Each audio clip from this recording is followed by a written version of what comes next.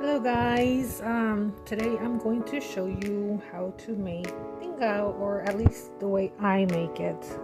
My kids love it, my husband loves it, and I love it. That's the most important. So I have 3 chicken breasts here that have been boiled with salt, a little bit of salt, not too much because I'll season it later, and some onions, and it's been shredded.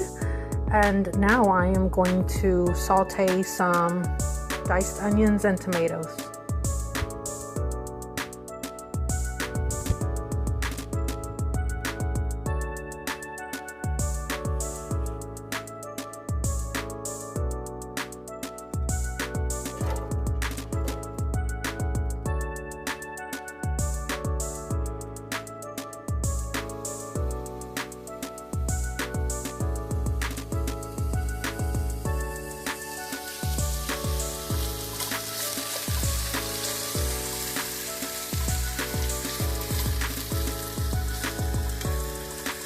So you want to saute the onions until they're transparent, a little bit brown.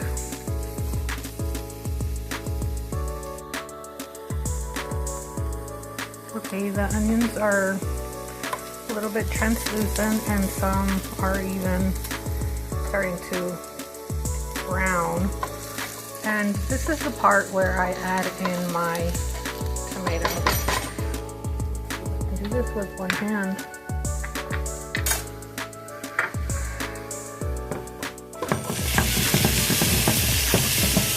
Okay, bear with me. So I throw in my tomatoes and I saute them in there. About 3 minutes. So they're all kind of like squishy and lose their nice form.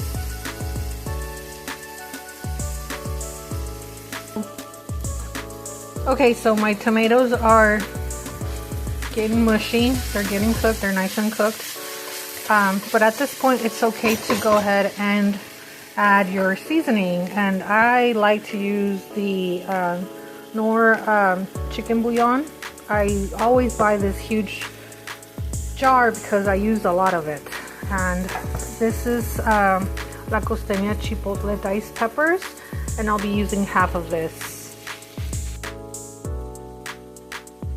So I've poured about half or a little bit more than half of this jar into my pan, and I added 1.5 of these spoons, maybe like 1.5 tablespoons. I don't know. I don't use measuring spoons. I just kind of like wing it. I've been doing this for many years. And I have 1 cup of the chicken stock or broth where I cook my chicken in, and I add it. And I just kind of let that simmer.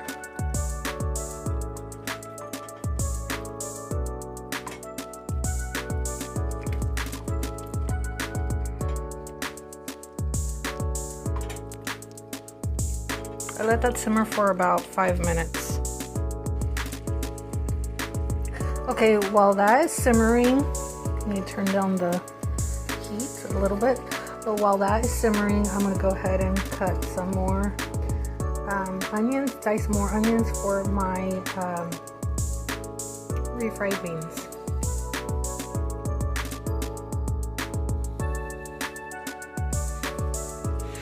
Okay, this is the point where everything is pretty much simmered. All the flavors have combined from the tomato, the chipotle pepper, the onion, the spices, the chicken broth.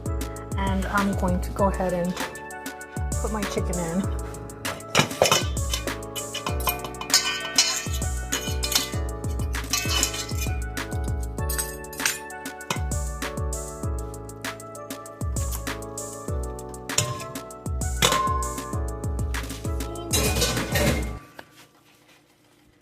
And I'm just going to put everything. I like my chicken a little bit chunky. You can shred it more if you like, or you can even put it in a little processor or whatever to kind of chop it up. I like my chicken a little bit chunky. And at this point, if I feel that it's like too dry, I'll add a little bit more of the chicken broth. For example, for me right now, it is a little bit dry. I added 1 cup, and I'm going to add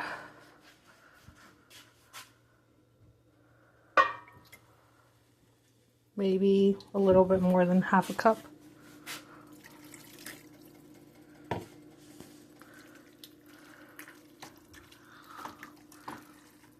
So probably 1.5 cups of chicken broth. And it should look like this, and you can let it simmer for another 5 minutes, covered.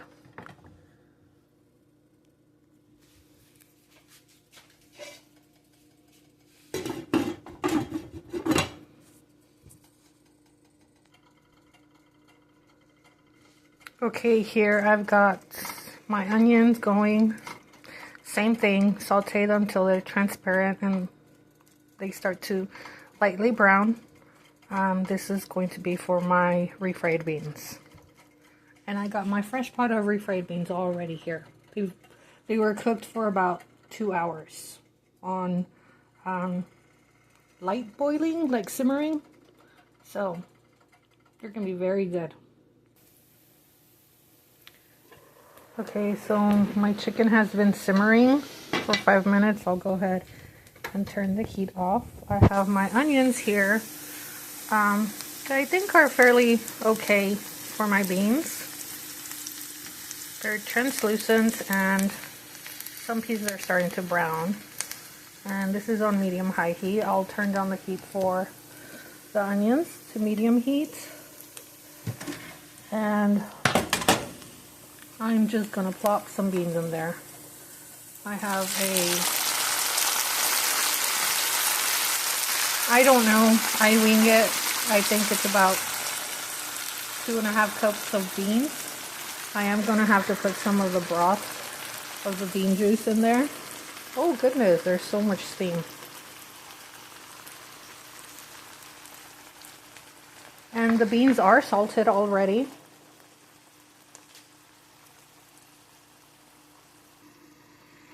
Okay, I'm just gonna reach in there and grab some broth from some bean juice, and I'll put it in there.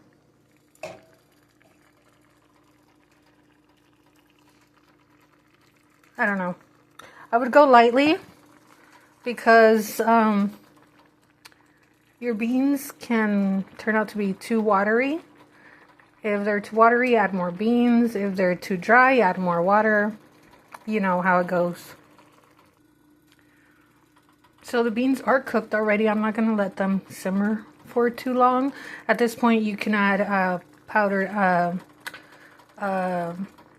cumin, garlic powder, whatever other seasoning you want to add. Mine are I just make them with onion and salt. That's it. But at this point, I don't even add salt anymore because while they were boiling, I added the salt in them. So they are good. And now I'm going to get an immersion blender, or como mi abuelita me enseñó, a cup. You can use a cup to squish them. Whatever strategy you have to squish your beans, I think that's great. Use it. Go for it. This is a great super Aldi find. It's an immersion blender. And it comes with a food processor and a little whisk. So it's pretty cool. It's brand new, so this is my first time using it. I've been squishing beans with a cup, but let's see how this goes.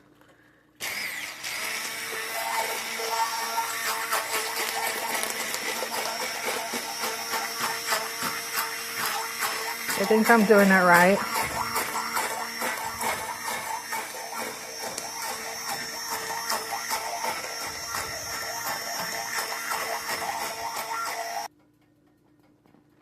Okay, so I'm practically done, and I think I'm going to go back to the cup method because I just made a splash. I splashed everywhere. But yes, these are my beans. They are a little bit watery, But it's okay if I let them sit to cool down for about 5 minutes. They should be a little bit more thick, not as watery. And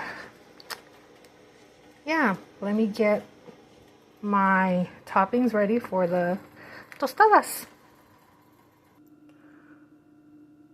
All right, here we have all the toppings for my tostadas de Tinga.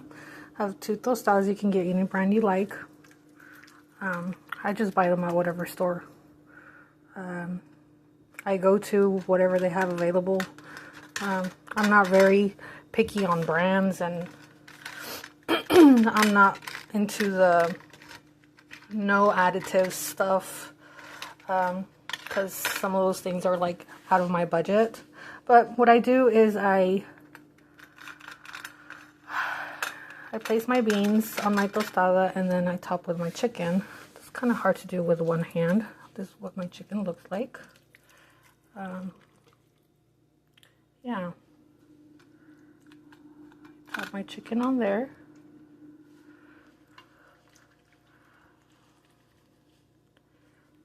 Don't mind my stove, it's very dirty because I just was cooking, obviously. Okay, so, and then here are my tostadas. You can spread it out so it's kind of even. Let me get a fork to do that.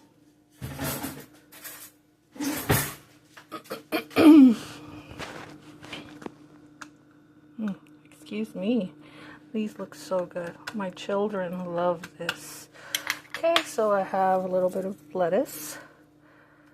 Lettuce, or as much as you want. This son tostadas de Tinga that I learned from my husband's aunt, because whenever I got married, I didn't know how to cook. We lived with his aunt, and I learned from her, so all my cooking is from learning from his aunt, not my mom. Which is a little embarrassing. And over the years, of course, like I have asked my mom for tips and things like that. I got some queso fresco. You can add as much as you want. Add a little bit of tomatoes. Some fresh tomatoes as a topping. Some salsa. I got some red salsa. I have to put the recipe for the salsa on a later video. I'll just take one with salsa because my stomach doesn't like spiciness. As I am getting older, it doesn't feel too good. Okay, and a dollop of sour cream. Obviously, that's just gonna roll off because I'm recording it. So, but yes, these are my tostadas de Tinga, and I hope you like this recipe, and I hope that y'all are able to make it and enjoy. Adios, amigos.